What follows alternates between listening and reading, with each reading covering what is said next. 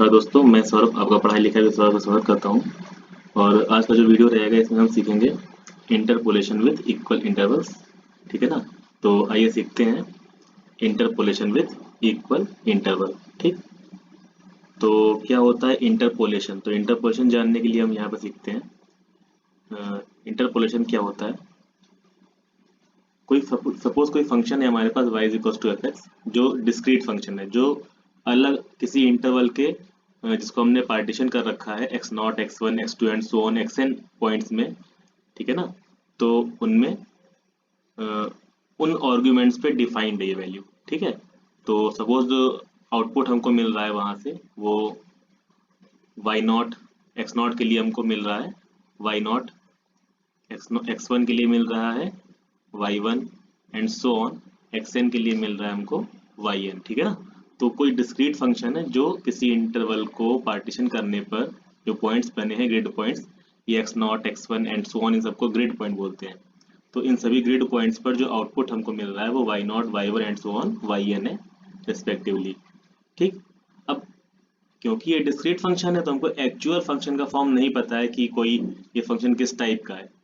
ये किसी भी टाइप का फंक्शन हो सकता है, लेकिन हम यहाँ पे एक टेक्निक के थ्रू, इंटरपोलेशन टेक्निक के थ्रू इसका एक फिटिंग अप्रोक्सीमेट फिट कर सकते हैं, किसी फंक्शन को अप्रोक्सीमेट फिट कर सकते हैं। ठीक है ना। तो उसके लिए एक्चुअल फॉर्म में नहीं पता होता यहाँ पे। ठीक है ना। तो कुछ अप्रोक्सीमेट फिट करते हैं जहाँ पे कुछ ना कुछ एरर रहती है। ठीक। वो सब तो हम बाद में सीखेंगे, फिलहाल इंटरपोलेशन सीखते हैं जो उन गिवन वैल्यूज को सेटिस्फाई करता है। ठीक। जो गिवन वैल्यूज हैं वो तो सेटिस्फाई होंगी होंगी ठीक है ना, लेकिन जो अदर वैल्यूज होंगी वो मे भी सेटिस्फाई हो और नहीं भी हो सकती हैं। ठीक। तो इसी को हम यहाँ पे अप्रोक्सीमेट फंक्शन फिट करना बोलते हैं। ठीक है। तो इंटरपोलेशन की प्रॉब्लम क्या होती है तो वो हम यहाँ पे सीखने जा रहे हैं। ठीक। तो एक्स कोई पॉइंट है जिस पर हमको किसी फंक्शन, ये तो गिवन पॉइंट्स हो गए x naught x one and so on x n. अब एक्स कोई आर्बिट्रेरी पॉइंट है जिसकी वैल्यू हमको, जो हमने फंक्शन फिट किया है, अप्रोक्सीमेट फंक्शन एक फिट किया है, एक्चुअल फॉर्म नहीं, जो अप्रोक्सीमेट फिट किया है किसी टेक्निक से। ठीक है।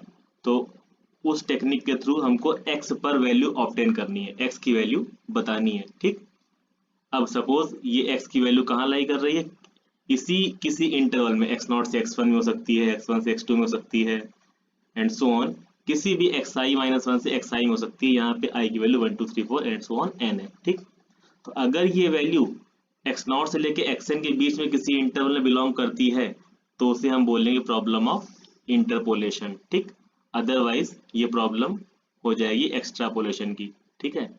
If this values become problem of extrapolation if x lies outside the interval x naught to xn। अगर यही पॉइंट, जिस पॉइंट पर हम फंक्शन की वैल्यू जानना चाह रहे हैं, ठीक है ना, जो डेटा में नहीं गिवन है, और हम वो वैल्यू इवेल्यूएट करना चाह रहे हैं किसी अप्रोक्सीमेट फंक्शन से, ठीक, और वो पॉइंट इस इंटरवल के बाहर पड़ता है तो उसे हम बोल देते हैं एक्स्ट्रापोलेशन की प्रॉब्लम। ठीक है। सपोज फॉर एग्जांपल कोई पॉपुलेशन फॉर द ईयर्स यहाँ पे मेंशन कर रखे हैं 1950, 1960, 1970, 80, 90 एंड 2000। इन ईयर्स की पॉपुलेशन किसी को स्टडी करनी है। ठीक है। तो अगर ये तो गिवन डेटा हो गया, इसकी पॉपुलेशन गिवन होगी, 1960 पॉपुलेशन गिवन होगी, 1970 पॉपुलेशन गिवन होगी, तो हर अलग अलग ईयर की पॉपुलेशन यहाँ पे गिवन होगी। ठीक है। तो इन डेटा के बेसिस पर हमने कोई फंक्शन फिट किया। अब हम जानना चाहते हैं कि 1999 में जो पॉपुलेशन थी वो कितनी थी। ठीक है। तो इस जो अप्रोक्सीमेट कर्व फिट किया है उसकी हेल्प से हम 1999 की अप्रोक्सीमेट पॉपुलेशन वहां से बता सकते हैं। ठीक।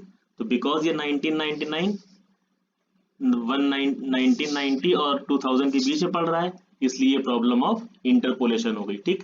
अब यही अगर कोई ऐसा पॉइंट होता जो इस 1950 से 2000 के आउटसाइड पड़ता तो वो प्रॉब्लम ऑफ एक्स्ट्रापोलेशन होती। फॉर एग्जांपल अगर हमको 2001 की स्टडी करनी है तो वो तो गिवन डेटा के इंटरवल से बाहर है, मतलब 2000 को बाहर चला गया वो 2001, इसलिए प्रॉब्लम ऑफ एक्स्ट्रापोलेशन होगी। क्लियर है।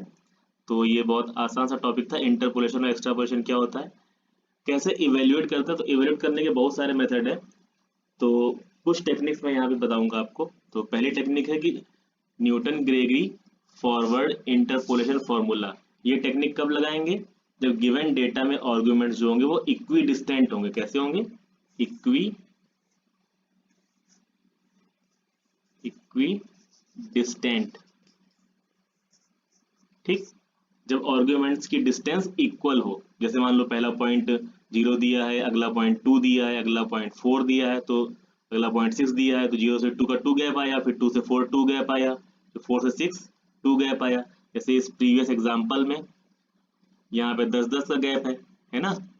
तो गिवन डेटा में जो गैप होता है वो अगर फिक्स है तो उसे बोलते हैं इक्वी डिस्टेंट आर्गुमेंट्स, ठीक। तो अगर आर्गुमेंट्स इक्वी डिस्टेंट हो तो कौन सी टेक्निक्स लगाएंगे, अगर वो अनइक्वल इंटरवल हो तो कौन सी टेक्निक लाएंगे, ये हम लोग सीखेंगे आगे, ठीक है। तो फिलहाल हम सीख रहे हैं इक्वी डिस्टेंट इक्वल इंटरवल्स के लिए पहला मेथड, जो कि है Newton Gregory forward interpolation formula.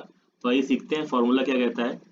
Formula ये बताता है कि अगर हमारे पास कुछ आर्गुमेंट्स, जैसे कि a हो गया, a प्लस एच हो गया, ऐसे ही a प्लस 2h हो गया, ठीक है ना। तो इस टाइप से कुछ n इंटरवल्स में डिवाइडेड डेटा है, ठीक। तो पहले वाले को हम x0 बोल दे रहे हैं, दूसरा वाला x1 हो गया, तीसरा वाला x2 हो गया, क्लियर है। तो इस तरह से डेटा जो हमको आर्गुमेंट्स के फॉर्म में गिवन है और उनकी करस्पॉन्डिंग वैल्यूज, तो x0 के लिए हमारे पास x0 या a के लिए वैल्यू है fa, x1 या a प्लस h के लिए वैल्यू है हमारे पास f of a plus h, ठीक है। वैसे ही a प्लस 2h की वैल्यू हो जाएगी f of a plus 2h हो जाएगी ना। तो इस तरह से वैल्यू हमको गिवन है, तो क्या करेंगे, कैसे कोई आर्बिट्रेरी फंक्शन या अप्रोक्सीमेट फंक्शन इवेल्युएट करें, वो हमें यहाँ पे सीखना है। तो यहाँ पे ये फॉर्मूला जो है आपको एक अप्रोक्सीमेट फंक्शन क्रिएट करके दे देगा जो उस डेटा को, जो गिवन डेटा को सेटिस्फाई करता होगा, ठीक है ना। ये बहुत आसान है। यहाँ पे a जो है वो इनिशियल पॉइंट है, a प्लस एच जो है नेक्स्ट पॉइंट है, a प्लस 2h उसके बाद वाला पॉइंट है, और ये सभी पॉइंट इक्वी डिस्टेंट पॉइंट है। इसका एक अनदर फॉर्म भी होता है, उसमें क्या करते हैं हम लोग, x माइनस ए अपॉन एच को हम u कंसीडर कर ले रहे हैं, तो x बराबर हमारे पास हो जाएगा a plus U H, clear है। हम यहाँ पे a को हम x0 भी बोल सकते हैं, a प्लस एच को हम यहाँ पे x1 भी कह सकते हैं, ठीक। तो x0 की करस्पॉन्डिंग वैल्यू हो जाएगी y0, x1 की करस्पॉन्डिंग वैल्यू हो जाएगी y1 एंड सो ऑन, ठीक है। तो तरीका क्या बन जाएगा, इसको बोल देंगे yu, फॉर्मूला तो वही है, F A plus you delta F A plus you minus 1 upon factorial two delta square F A and so on, ठीक। अगर a की वैल्यू x0 है तो एफ ए जो हो जाएगा वो हमारा कितना हो जाएगा y0। तो एफ ए के स्थान पे जहाँ जहाँ एफ ए है वहाँ वहाँ हम क्या रख देंगे, y0 रख देंगे। तो यहाँ y0, फिर u डेल्टा y0, डेल्टा मतलब first forward difference of y0, इसकी वैल्यू क्या हो जाएगी, इसकी वैल्यू डेल्टा y0 की वैल्यू हो जाएगी y1 माइनस y0। ये मैंने प्रीवियस वीडियो में बताया था कैसे डिफरेंस निकालते हैं, उस वीडियो को मैं रेफर कर दूंगा, आप देख सकते हैं उसे। तो फिर सेकंड फॉरवर्ड डिफरेंस, फिर third forward difference and so on, nth forward difference निकालेंगे। इसके लिए चलिए एक एग्जांपल देखते हैं, आपको आसान समझ में आ जाएगा। तो हमको डेटा यहाँ पे गिवन है कि x पर वैल्यू है 1, 0 पर वैल्यू है 1, 1 पर वैल्यू है 3, 2 पर 7, 3 पर 13, ठीक, क्लियर है। हमको इसके लिए एक पॉलिनोमियल फिट करना है। क्या फिट करना है, एक पॉलिनोमियल जो इस डेटा को सेटिस्फाई करता हो, जो गिवन डेटा है ये वाला इसको सेटिस्फाई करता हो, ठीक है। फिर हम वहां से कोई वैल्यू निकाल सकते हैं, ठीक। वैल्यू पुटअप करेंगे x की और वैल्यू को मिल जाएगी, ठीक है। सबसे पहले क्या करेंगे, construct the forward difference table. कैसे करोगे, बताया गया था, हर बाद वाले पॉइंट में से पहले वाला पॉइंट घटा देते हैं, हर बाद वाले पॉइंट से पहले वाला पॉइंट घटा देते हैं ना। तो वही आप करना है यहाँ पे, बाद वाले पॉइंट से पहले वाला पॉइंट घटाइए, 3 माइनस 1 करेंगे 2 आ जाएगा, 7 माइनस 3 करेंगे 4 आ जाएगा, 13 माइनस 7 करेंगे 6 आ जाएगा, ठीक। वैसे ही ये तो हो गया फर्स्ट फॉरवर्ड डिफरेंस। अब निकालो सेकंड फॉरवर्ड डिफरेंस। तो बाद वाले में से पहले वाला घटाओ, बाद वाले में से पहले वाला घटाओ, तो 4 माइनस 2 करोगे 2 आ जाएगा, 6 माइनस 4 करोगे 2 आ जाएगा। फिर थर्ड निकालो, तो 2 माइनस 2 करोगे 0 आ जाएगा। तो ये तो हो गया फॉरवर्ड डिफरेंस टेबल कंस्ट्रक्ट हो गई। अब हमको यहाँ पे लगाना है Newton Gregory forward interpolation formula, ठीक, ताकि हम किसी आर्बिट्रेरी एक्स के लिए एक अप्रोक्सीमेट फंक्शन फिट कर सकें जो कि पॉलिनोमियल फॉर्म का होगा, ठीक है। तो आइए देखते हैं। तो यहाँ पे देखिए सबसे पहले ये वाली वैल्यू जो फर्स्ट वैल्यू होती है उसे हम बोल देते हैं ए या एक्स नॉट। तो ये तो एक्स नॉट हो गया, ए बराबर या एक्स नॉट बराबर क्या हो गया 0। अब देखो स्टेप साइज गैप कितने कितने का है, आर्ग्यूमेंट्स में कितना गैप है, ठीक है। तो आर्ग्यूमेंट्स में यहाँ गैप है 1 का, यहाँ भी गैप 1 का है, यहाँ भी गैप 1 का है, तो इक्वल इंटरवल है, हम दिख रहा है स्टेप साइज इक्वल है। तो एच बराबर कितना हो गया 1, एच बराबर 1 हो गया, एक्स नॉट पता ही है, ए पता ही है, सब पता है। यू निकाल लो यहाँ से, तो यू बराबर कितना हो जाएगा, यू का फॉर्मूला होता है x minus x not upon H. X तो हमको पता ही नहीं है क्योंकि पॉलिनोमियल एक्स के फॉर्म में आएगा, अगर पता होता एक्स की वैल्यू तो रख देते पहले ही हम।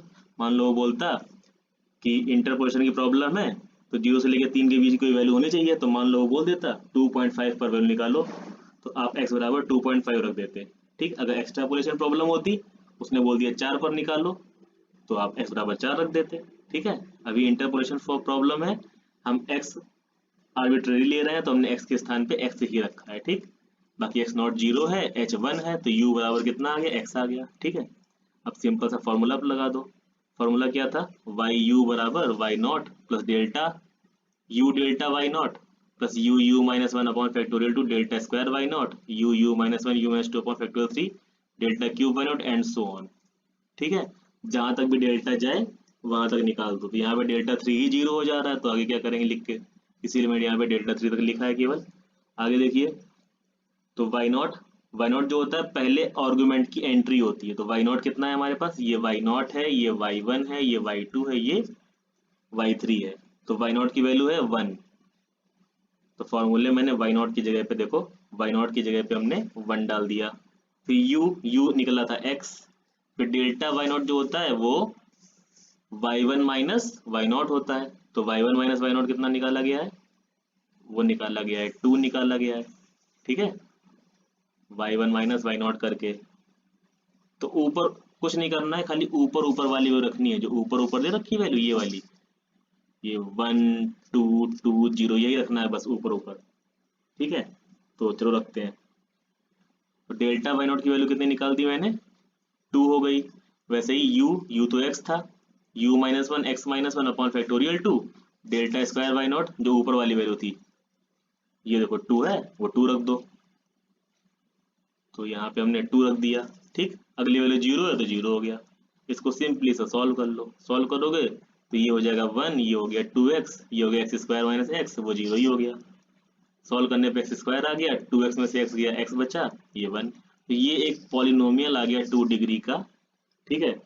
अप्रोक्सीमेट पॉलिनोमियल यहाँ पे जनरेट हो गया, जो जितना डेटा गिवन है उसको सेटिस्फाई करेगा ही करेगा ये, ठीक है। जैसे मान लो यहाँ पे 0 डालो, एक्स का मान 0 डालो तो 1 आना चाहिए, एक्स मान 0 डालेंगे तो 1 आएगा। यहाँ देखो टेबल में गिवन भी है 0 पर 1 है वैल्यू, है ना। वैसे ही एक्स का मान 1 डालो 3 आना चाहिए, डालो 1, यहाँ 1 1 और ये 1 है ही है पहले से, 3 आ जाएगा। अगली वैल्यू 2, 2 पर कितना आना चाहिए, 7 आना चाहिए, रखो 7, 2 2 का स्क्वायर करोगे 4 आएगा, 2 6 1 7, ठीक, 4 2 6 1 7, 3 डालो तो यहाँ पे 9 हो जाएगा, 9 3 12 1 13, तो 13 आना चाहिए 3 पर, आ रहा है। मतलब जितना डेटा गिवन है उतना सेटिस्फाई करेगा ही करेगा।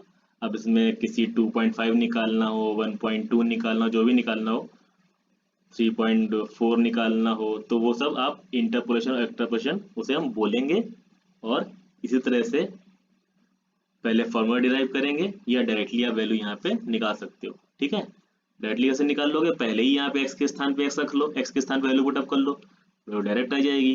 अगर पॉलिनोमियल निकालना है तो पॉलिनोमियल निकाल के वैल्यू पुट अप कर लो, तब भी आ जाएगा, ठीक है। तो दोनों तरीके से आ सकता है। तो ये तो थी प्रॉब्लम ऑफ इंटरपोलेशन, जिसमें हम लोगों ने न्यूटन ग्रेगरी फॉरवर्ड इंटरपोलेशन फॉर्मूले से इक्वल इंटरवल की प्रॉब्लम लगाना सीखा, ठीक। बाकी नेक्स्ट वीडियो में हम नेक्स्ट प्रॉब्लम सीखेंगे, कुछ अलग सीखेंगे, ठीक है, कुछ नया मेथड सीखेंगे। तब तक के लिए धन्यवाद, और हमारे चैनल सब्सक्राइब करिए, शेयर करिए। चैनल का नाम है पढ़ाई लिखाई विद सौरभ। धन्यवाद दोस्तों।